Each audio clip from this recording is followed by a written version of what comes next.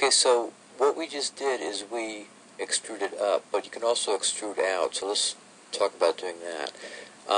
Before we go too far, let's fix this guy, because he's got a little bit of an issue. I'm not feeling too good about him, because I made him too small. I didn't really make him to scale, so let's go to our Utilities panel, select Measure, and let's say, well, we know we don't want a 5-foot tall building. That's really not going to fly in the world of the future. I'm assuming people aren't like tiny or something in the future. Who knows what they're going to be like. I'm going to scale this up. Let's say this is a small building, right? And this is like a mere, 800 feet high or something like that. Okay, so we want to get a little bit of variety. By the way, here's a tip that I just do by habit, is whenever I scale something up, if I remember, I will go to the Hierarchy tab and under Adjust Transform, I will hit Reset on Scale, so Max doesn't have to remember it's like, 5,000% up or something like that, and that might help. It's really useful when you're animating, especially with links, but so I've gotten into do it as a habit, sort of. Anyway, so what I want to show you is, what if I wanted to make another ring in here or in here? In other words, say I've got some height and then I want to make other rings. Well, there's a couple ways to do it. I want to show you 3 of them really quickly so you at least have the option. One of them is, if I wanted to make a ring here and here, or rather a loop, sorry, I could, do something we already know, which is slice plane. Okay, so I could click on slice plane, I could hit slice there, I could move down a little bit farther and hit another slice, okay? The other way to do it, or one of the other ways to do it, is to use connect. So instead of working in polygons, we're going to click on edge now, and hit ring, and then we're going to find connect here, and then now I can connect. Okay, I could put a couple of edges right there like that. Okay, and then I could pull them together and then move them. So there's a variety of ways to do it. I'm going to cancel out of that. One that I kind of like now is under Edit in our graphite tools. I can click on Swift Loop and do that and then that. Now, we did turn that off earlier, so that was a little bit unfair. So let me show you how you can turn that back on if you decide you want to use that. You're going to go Customize, Show UI, and then you're going to say Show Ribbon. Okay, so that is an option there. So I just wanted to show you several ways to do that. Once you have your edges, and right-click, by the way, to bail out of that Swift Loop. Okay, so now that I've got those edges in there, I can work with them at the vertex sub-object and move them up and down. Okay, just be very careful that you're on one axis. You're not, doing the twist there.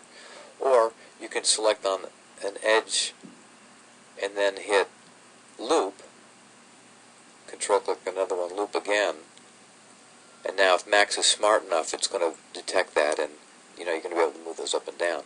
Now, the whole point is to be able to do something here, right? So I could then, in the edge sub-object, click on edge, one of these vertical edges, and hit ring, hold down the control key, and then hit the polygon icon and transfer that ring of edges that you made into polygons.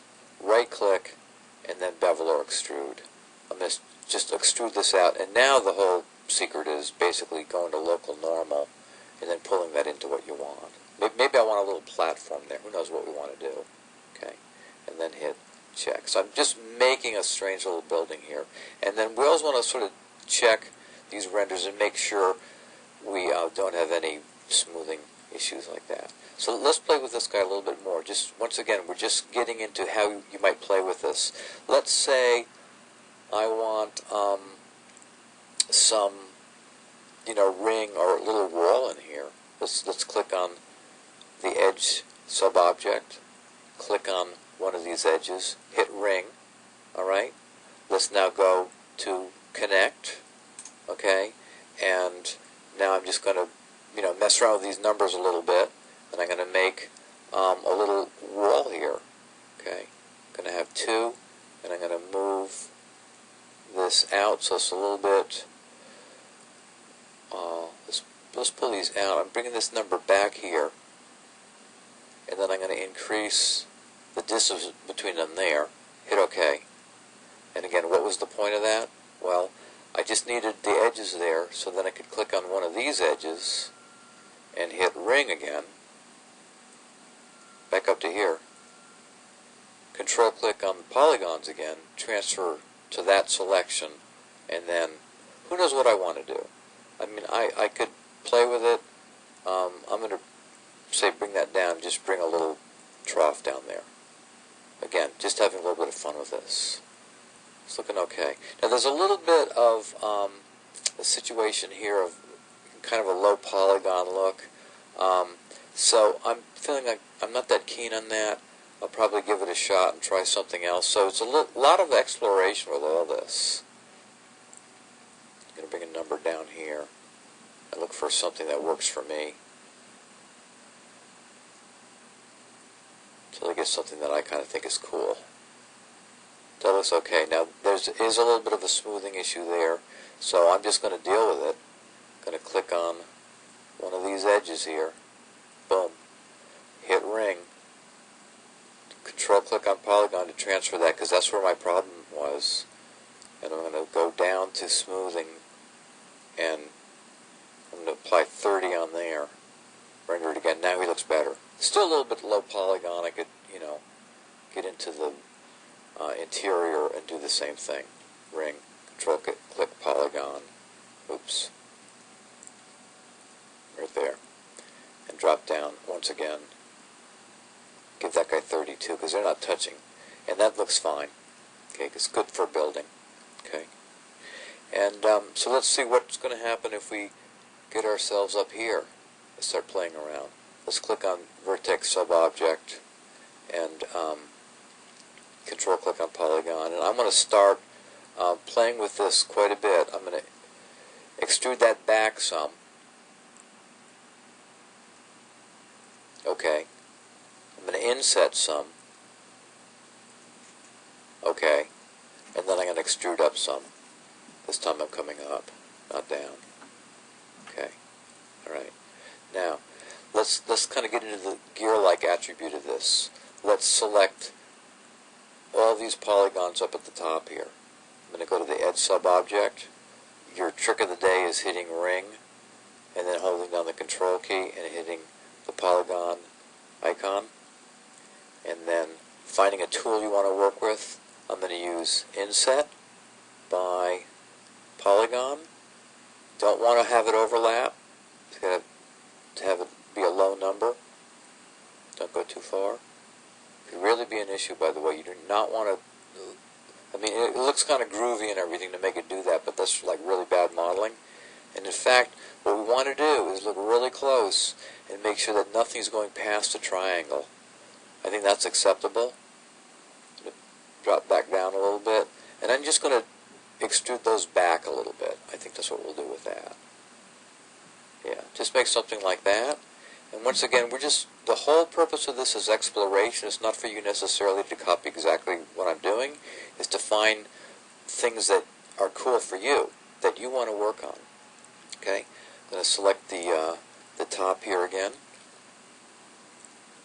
And let's just look at, I extruded that up, but what if I said I wished I beveled it? It doesn't mean I go back and I bevel, alright? I'll just stay where I am and use the scale tool, because really all beveling is some sort of a scale. Okay, so I'm just going to bring that in a little bit, and then maybe I'll bevel it out again, but this time I will come way out. Okay, and make some sort of a platform there. And, scale up, extrude up a little bit, yada yada. Okay, just having fun with this thing. That's what it's really all about. And now, so say if I've made a building and I decide, you know what, I want this guy taller or shorter or whatever. Well, it's very easy to go into vertices, select a whole bunch of a building and say, well, I think I wanted this guy taller. Critical thing is just to stay on the right axes, okay? Often often something that you might want to think about with your buildings is what are you doing down at the bottom, okay? So I'm going to exit out of vertex and go down to edge here, and I'm sort of thinking about what I want to do here, maybe some sort of an entryway. Now if I'm wanting to measure something, the slice plane is a nice way to go, but I think I'm just going to do this one visually and go over to Edit and Swift Loop and just knock down there and click once, then right click to exit Swift Loop, and I'm going to make some like little door entries, or I guess there's going to be sort of massive entryways into the building. And I'm admitting I'm being a little free with this. 1, 2, 3, 4. I'm just counting the open polygons here we're going to have. And I'm making some inviting entryways into this large structure. So I'll extrude out here. So in this case, I don't want to be by polygon. I want to be by group.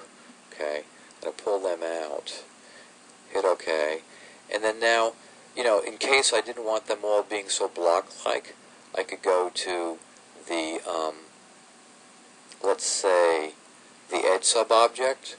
I'm clicking on the top of these edges. I hope you can see it in the preview because it's pretty difficult to see.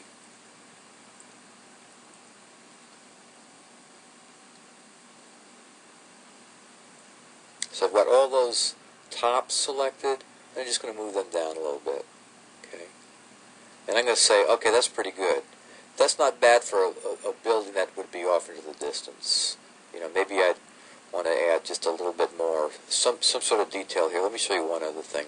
If I'm in the polygon sub-object and I select a bunch of polygons, and I want to inset some windows or something like that, or, you know, some sort of a design element, I'm not stuck to leaving it at that exact size.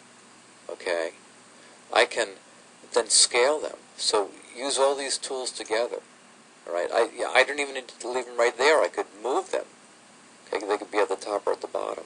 Okay, so that's the basic idea of working with cylinders. Okay, to make a building.